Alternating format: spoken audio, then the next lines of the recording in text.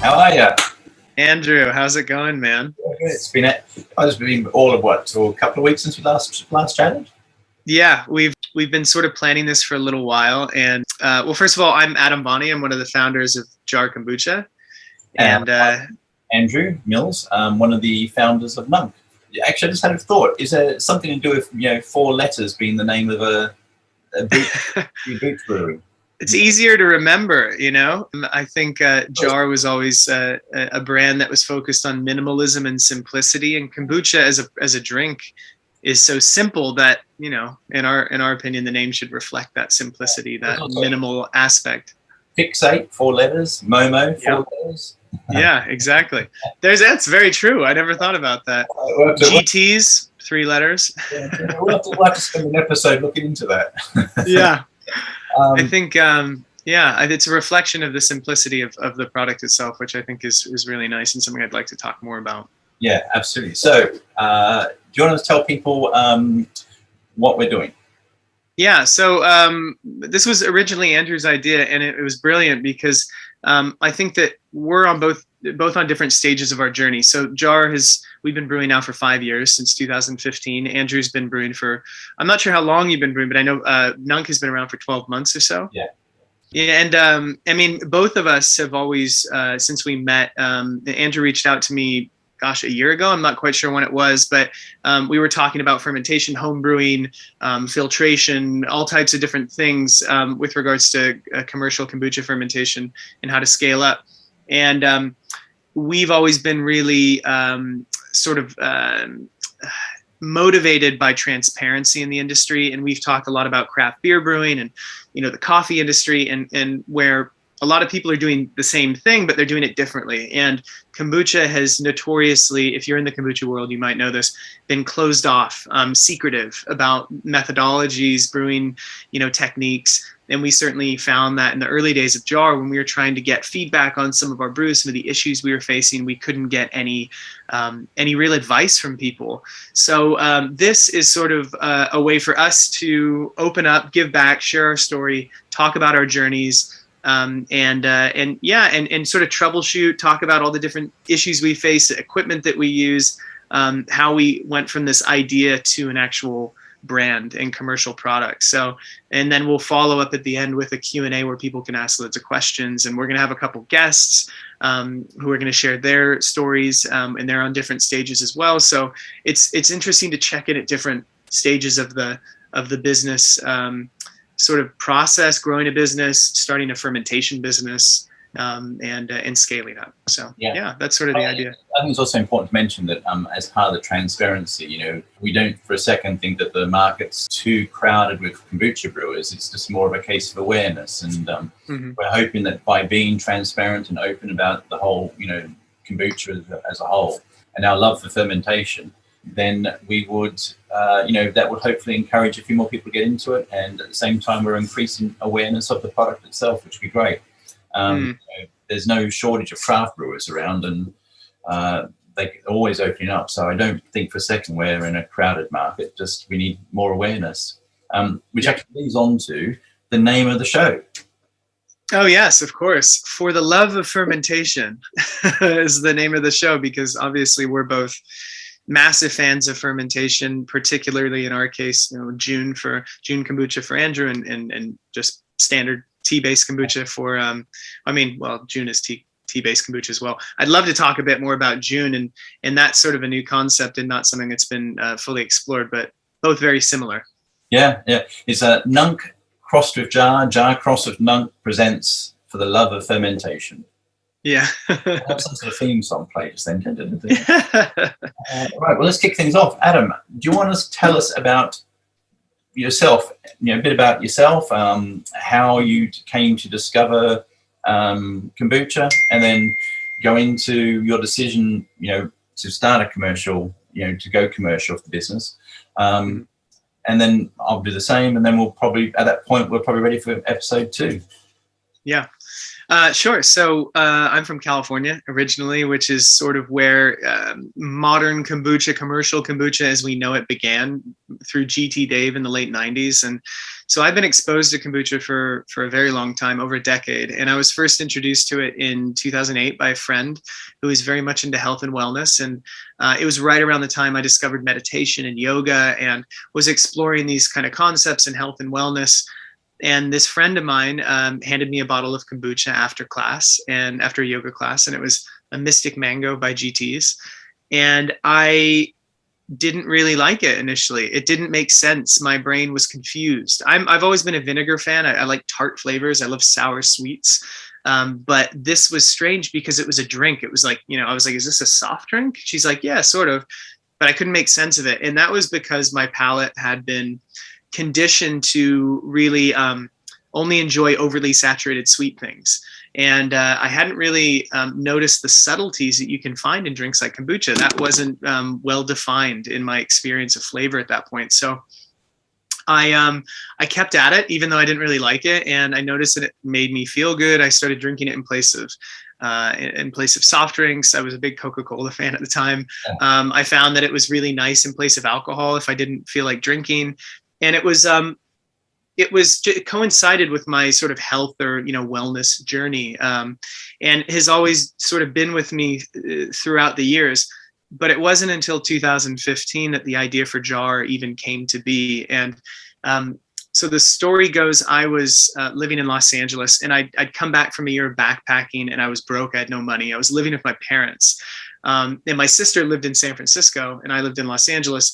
And she said, hey, we have a spare room going in our apartment. Do you want to move in for a couple months, find a place, find a job, move up here, leave mommy and daddy's house? So my parents were like, yeah, get out. And so I packed a van full of stuff and I drove up to San Francisco. And halfway up to San Francisco, I got a call from my mom, and she's like, your sister's apartment burned down. Literally, she went out on a run. She came back. The place is destroyed. She lost everything. You don't have anywhere to stay in San Francisco. So maybe you should just turn back and come back to LA and crash with us again and figure out what your next step is. So that's what I did. I was like, it was crazy. I mean, it was a horrible experience, but everyone was safe. And I went back to my parents' house. And about a week after that, I got a message from some friends, good friends of mine, who run a craft beer brewery in London called Crate. But they're from New Zealand. At least 3 of them are. And they were visiting home in New Zealand, and they traveled through Australia for a while and were on their way back to London via Los Angeles. So they had a layover in LA, and they decided to extend it because I was back in Los Angeles. And they said, can we stay with you and your parents for a few days? So they arrived at the house, and I opened up the fridge and I offered them all a bottle of kombucha. And coincidentally, they'd been introduced to kombucha for the first time in Auckland, and they loved it. Coming from a beer brewing background, they were like, this is incredible, a brewed drink that's non-alcoholic and this complex. So they, we were sat around the kitchen table and we were talking about kombucha, and my friend Jess turned to me and she's like, so you don't have a job right now? And I was like, no. She's like, and you're living with your parents? And I'm like, yeah. And she's like, and you're 27 years old? Yeah. Well, how about we learn how to make this stuff and we bring it over to the UK? Because at the time there were a couple brands doing it. And I got to give a shout out to Go Kombucha and Equinox Kombucha, and Love Kombucha actually, who were the 3 first brands to brew kombucha in the UK. And they were doing it and had been doing it for a long time, particularly Gary from Go Kombucha, who is sort of a pioneer in the industry. And, but we didn't know that at the time. We just hadn't really seen it anywhere.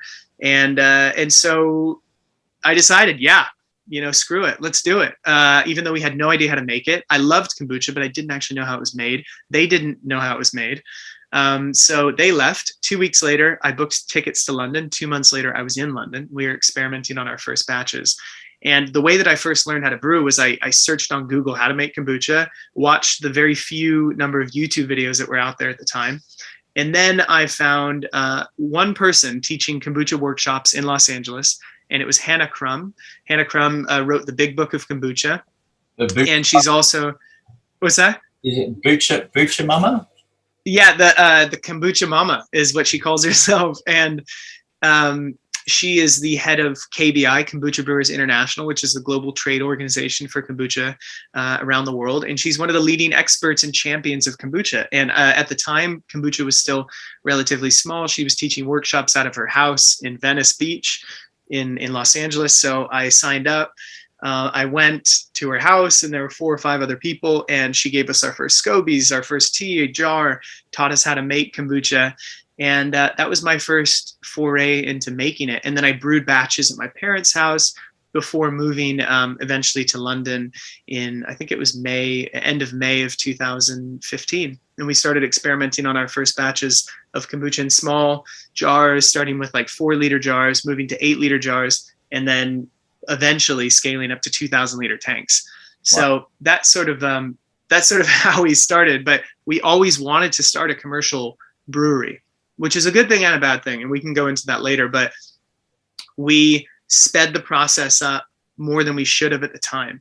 We thought we could just jump from home brewing with their beer brewing background to commercial brewing, and kombucha just doesn't work like that. It takes time. Yeah. So that's our story. That's how we what was your first got into jar. What were your first batches when you're doing the 4-liter batches, etc.? What were they like? It's interesting because when I was at home in Los Angeles, I was brewing with black tea and green tea, a blend. And then my friends in London were at the same time brewing with oolong tea, green tea, white tea. They were experimenting with loads of different things. And the one that we all eventually settled on was a blend of oolong and green tea. And I mean, initially they were very yeasty. They were far too sour, super high levels of acetic acid, definitely alcoholic. We're talking above 1%, but we weren't selling it at the time. Yeah. And we couldn't get a hold on, like, there wasn't much information on oxygenation. There wasn't any information on how to keep the alcohol levels down, how to minimize the yeast, optimize the bacteria. So the flavors were a little bit imbalanced. We'd ferment it too high of a temperature, maybe at 27, 28 degrees, because that's what people recommended or websites recommended. But we found the lower the temperature, the less acetic acid. So that wasn't until years later. And then we started experimenting with fruit juices, and that's how we developed our flavors. But it was bad. I mean, it tasted really bad. I mean, thinking back to what it tastes like now and the journey we've been on, it was not very good initially. And our first review came from Time Out magazine, who said, we recommend you don't go to Hackney Wick. The kombucha tastes like gone off vinegar, which is sort of what kombucha is. But we were sort of like, oh, that hurt. So we worked really hard and tirelessly on our recipe to get it right. But we can go into the scaling up process in the next episode. But I'd love to hear about your story when you first discovered kombucha and how you got into it. Well, like all things, there's never really just one thing that kind of kicks off the journey. It's kind of like a combination of stuff. But I actually hadn't tried. I tried Jun before I tried kombucha, and my own brewing Jun before So I really didn't have any clue what professionally made kombucha could taste like. I keep bees as a hobby, and I always have, 40, 50 kilos of honey every year sort of thing. And there's only so much honey you can give away to friends. It's lovely. But you're giving me some. I've got some actually right now. I made some cacao with it this morning. It's just heaven in a glass. That's so good. It's really, I mean, bees are lovely. We can get into that at some point as well. So I was, so I had all this honey, and at the same time I was kind of, whenever I went to the pub, it was like, only beer on tap, and it wasn't really, if you want something non-alcoholic, it was kind of, you had a choice of fruit juice or soft drinks, Coke, that sort of thing.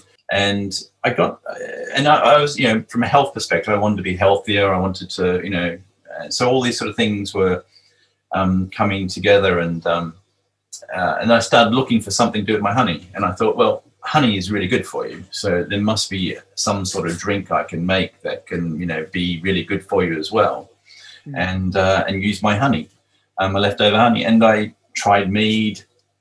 Just way too sweet, and it was alcoholic as well, which kind of defeated the purpose. And I couldn't work out how to brew it, non-alcoholic. So I scratched that.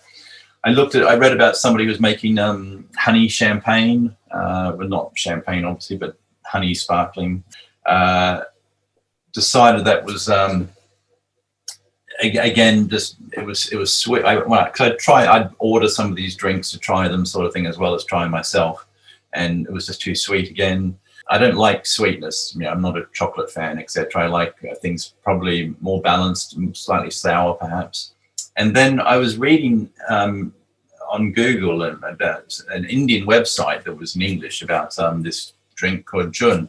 And I managed to get hold of a SCOBY, and I thought, I'm going to try and brewing this. So I started using 2-liter Kilner jars and brewed it. And actually, it was love at first sip. It was wonderful. It was really, really tasty. And that was just unflavored, natural. And then I started experimenting a bit with it, bit of this, bit of that. And it was just amazing how flexible the drink is. It's not overpowering. The taste itself is quite a nice, a pleasant taste, and it lent itself well with all these different sort of flavors, etc. And at about that point, a friend of mine introduced me to kombucha, and so she'd been to a kombucha class run by Louise at LA Brewery. Yeah, I know Louise. Yeah, so she did her class at some she did something deli or something, and she introduced me to kombucha, and I was equally impressed. So I've still got I've still brewed my own little kombucha for my own use in the kitchen kind of thing. But so it was lovely as well. But Jun was my favorite. So and at the same time, I was kind of I don't know about yourself, when you started drinking kombucha after you sort of got used to the flavor, the difference in flavor, I just started feeling better. As in, well, not better is not the word. I started feeling happier, a lot more. I didn't need as much alcohol, and I found my alcohol consumption dropping and my Jun consumption increasing. And in the evening, I'd have a Jun instead of alcohol, etc. And I just overall it was having a very positive impact on me, which I really liked. And at the same time, my wife was making herbal teas, and so she was experimenting herbal teas, and she decided that she was going to go commercial for herbal teas. And her and her friend that came up the name Nunc. So the woman that introduced me to kombucha, she helped my wife come up with the name Nunc. Liz, hi Liz, and they had the name Nunc. But then my wife's business she does some consultancy work. It took off, and so I decided. Kind of that point, I was looking for my next challenge. So I probably should say my background. So my background is I'm Australian. I moved here in '94, back home in '98, came back here in 2000, and been here since. I don't know. People say, "Why are you over here?" The weather and all that sort of stuff. It's like, I ask myself that often, especially come winter. I like it, and I started my first business in 2001, which was actually 2000, which was I started in investment banking for JP Morgan. Decided I didn't like banking. I kind of I was living with nurses in the 90s, and they'd go to work and come home and be like, "What did you do today?" And they'd be like, "Well, we saved X life and did this and all that sort of stuff." And all I was doing was basically pushing around numbers, etc., which weren't very exciting. Yet I was being paid truckloads more than they were, so it really sat well with me. So I got out of banking and got into technology and programming development side of things. I started my first business in 2000, a CRM system online. It was actually, I won't go into it. And then I've had several businesses since. Most recent was bringing fiber to the village I live in and some surrounding villages, because we had rubbish internet. So decided we could do it.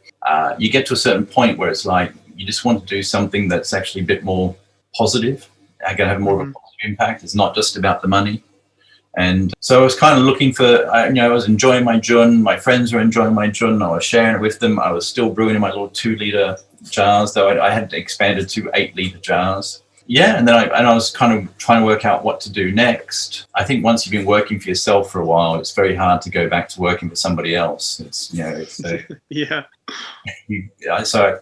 I live in a rural area, so that also made it a bit harder to find, tech jobs, etc. So I struck on the idea of making Jun full time. And my wife wasn't going to use the name Nunc, so we decided together, because she's co-founder along with myself.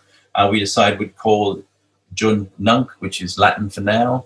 And it was all about kind of, just enjoying the moment, celebrating the moment, living more in the now rather than, being more mindful. And from that, Nunc was born. And I won't go. I'll go into the more details about the journey from making that decision in the next episode. But it was, it's. I had no background. Unlike yourself, I didn't have any background in brewing or friends that had background in brewing. So it became it's been a huge sort of learning curve. And as I say, it's all about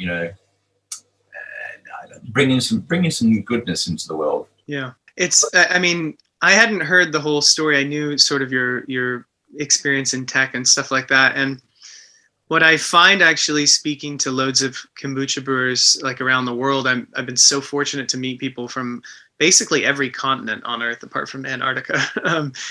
A lot of people find kombucha or whatever the drink or fermented product is that they're making after going through a process of deciding what they don't want to do with their life, and it becomes like, oh wait, this is the life I want to live. This inspires me. This is a way of connecting and sharing with others. And that's sort of one of the beautiful aspects of what kombucha, but fermentation in general, or any kind of sort of health-based product that you make yourself does. It has this way of, you put in so much love and care and attention into this living drink, and then you're able to share that with people, and it also therefore inspires you, and it also, like me, has supported in my experience, a healthy way of living, a way to be more connected. And I think that's one of the beauties of this drink. Yeah, absolutely. And I definitely think it's it gives you sort of, when you have that sip and it's just, you got all those flavors tingling around and different things happening, it's you actually just pause and you're just thinking about the flavor and the taste and the different things that happen. It's just a nice break from, the mundane. I mean, like yourself, I used to drink a lot of Diet Coke and beer, but some beer, and don't get me wrong, beers, there are some very tasty beers out there, particularly non-alcoholic types. I just find kombucha and, Jun, we'll just call it all kombucha.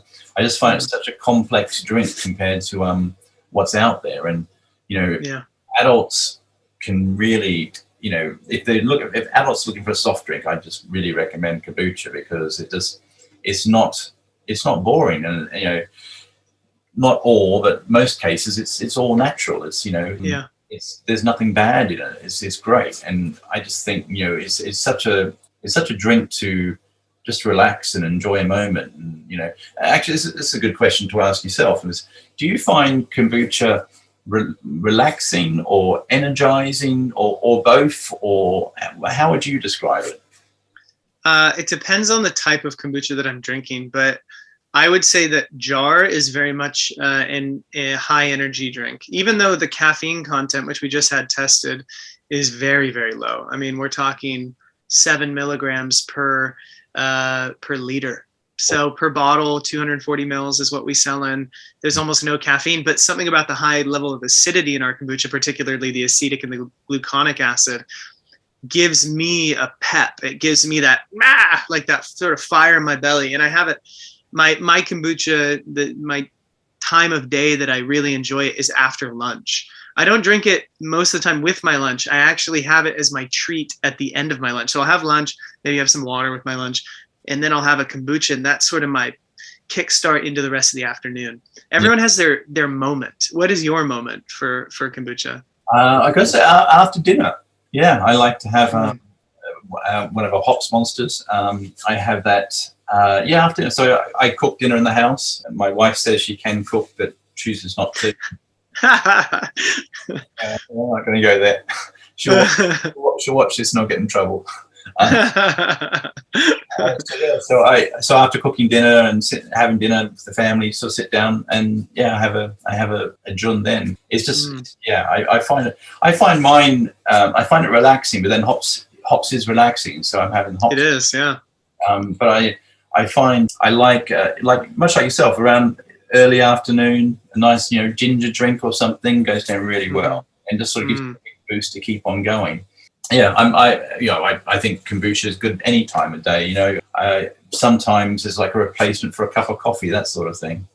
Yeah, exactly. And different brands have different levels of caffeine. There's some brands out there that are like, that really give me a buzz and that I can't really have in the evening because I'm reasonably sensitive to caffeine. Whereas some are made with no caffeine. And I know that there's something you've been experimenting with that is caffeine free. I don't know if you want to share that now, but we'll save that one. But I think that something that we find is that there's everyone has their own time for kombucha, and the places that we're sold, for instance, like we're sold in cafes, we're sold in yoga studios, we're sold in gyms, we're sold in casual dining lunch spots, we're sold in bars, restaurants. So you can see kombucha is this versatile drink that actually shows up throughout so many different times a day. Whereas like you wouldn't drink a Coca-Cola first thing in the morning. You would drink maybe a cold pressed juice or a coffee, but you might not drink that later in the evening. So kombucha has this versatility to it, and everybody discovers their moment, to use your terminology, and that experience everyone finds for themselves, and everyone has their own story about how they first found it, how they first tasted it, what that experience was like.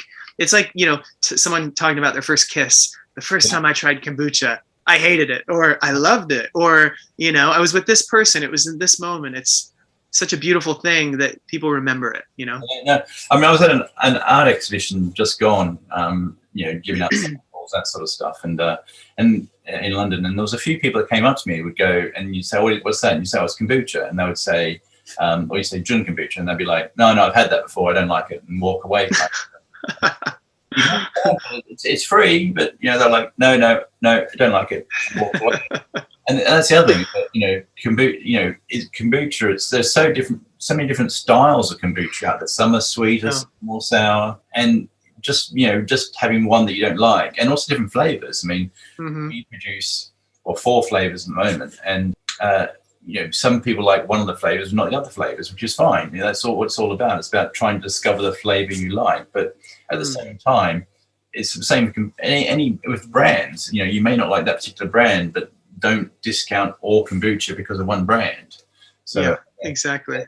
I couldn't convince those people to try it. They were like, they had it once, it's terrible. And that was it. Our name jar signifies that moment when you have kombucha for the first time. It's a jarring experience. It's not, most of the time it is polarizing and somewhat shocking for people. They're like, whoa.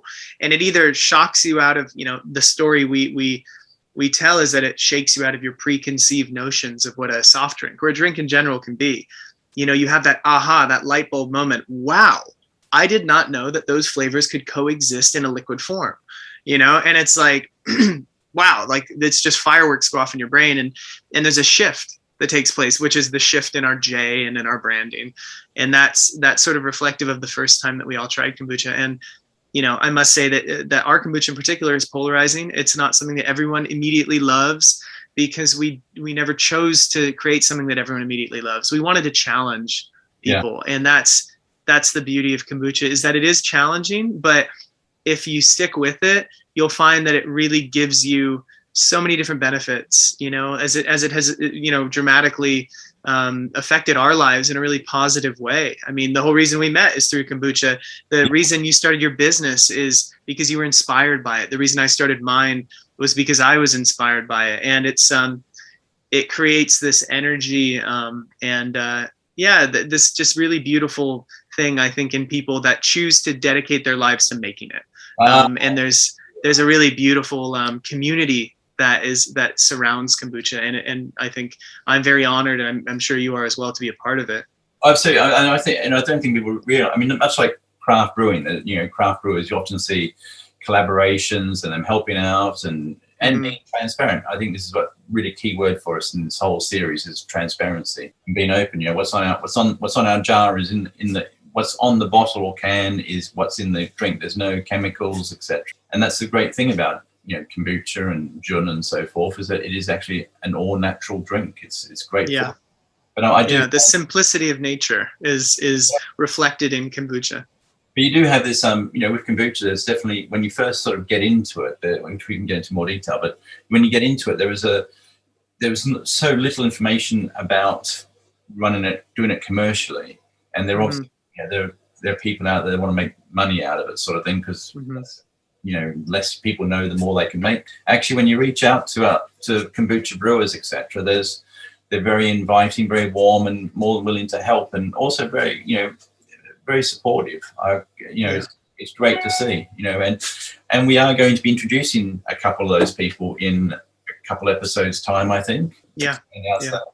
So I wonder if we should call this episode to an end, and we can start episode 2, which would be from the point of deciding, okay, we're going to go commercial. What happened next? What's the journey like? Where do you source the ingredients? What equipment do you need? But also the trials and tribulations that we each faced in those early days. Yeah, I mean, it's incredible, isn't it? Because this is my fermentation room. This is where the fermentation happens, and it's things like that little blue light back there is, that's fruit flies, but you don't necessarily think about them. It's like, you need those when you're fermenting kombucha. That's for sure. We go into all those exciting things in the next episode. Yeah. Thanks, Adam. Awesome. Great to see you. Thanks, man. Quick question: did you listen to that song about what was it called? Skeletons by Easy Life. I haven't yet listened to it, but I'm going to listen to it right after we get off this call. I remember you told me it's the first time you've heard kombucha in a song. Exactly. It'll be famous for no other reason than the fact it's the first song to have the word kombucha in its lyrics. The first of many, hopefully. Yeah. Who would have thought you can get a word to rhyme with the word kombucha? I'm curious to hear what they rhyme it with. We'll see how well they did. I don't want to spoil the surprise. All right, man. Well, it was good catching up, and we'll see you soon. Yeah, see you in episode 2. All right. Bye, guys. Bye.